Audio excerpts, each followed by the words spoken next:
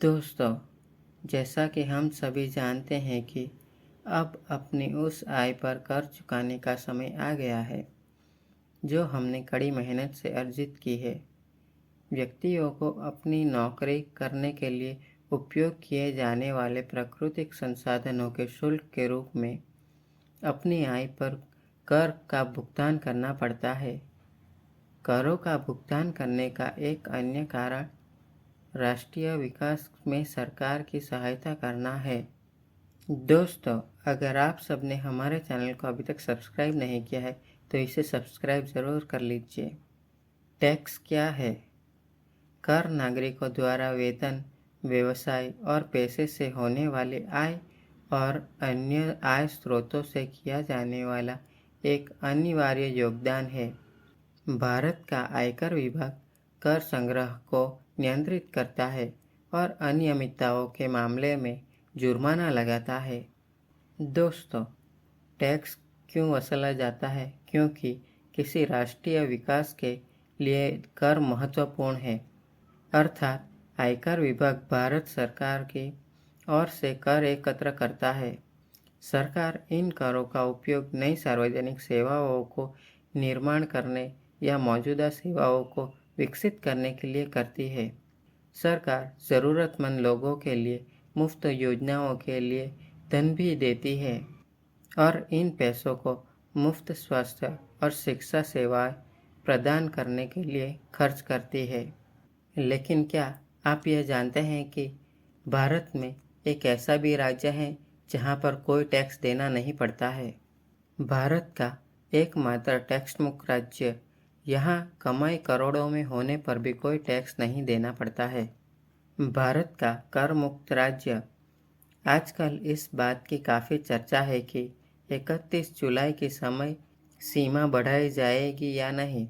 सरकार ने बाजार में चल रही उन अटकलों को खारिज कर दिया है कि यह समय सीमा 1 महीने में बढ़ाई जाएगी या नहीं।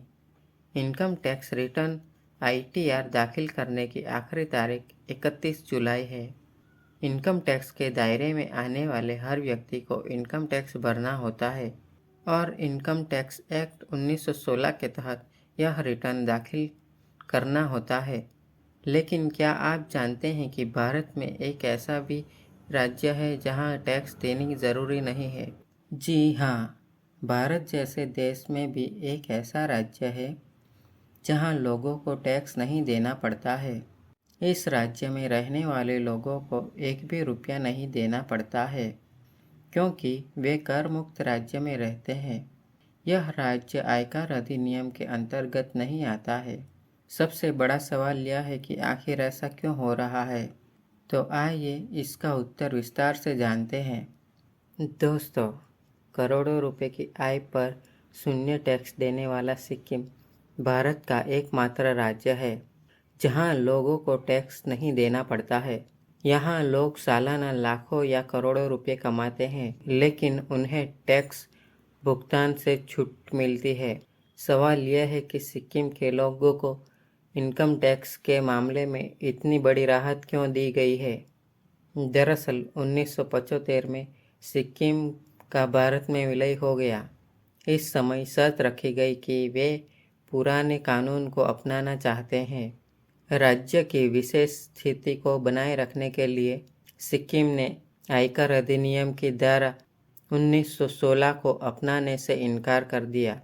इस शर्त को भारत सरकार ने भी स्वीकार कर लिया, जिसके कारण सिक्किम आयकर अधिनियम 1961 की धारा 10(26) के तहत कर मुक्त राज्य है।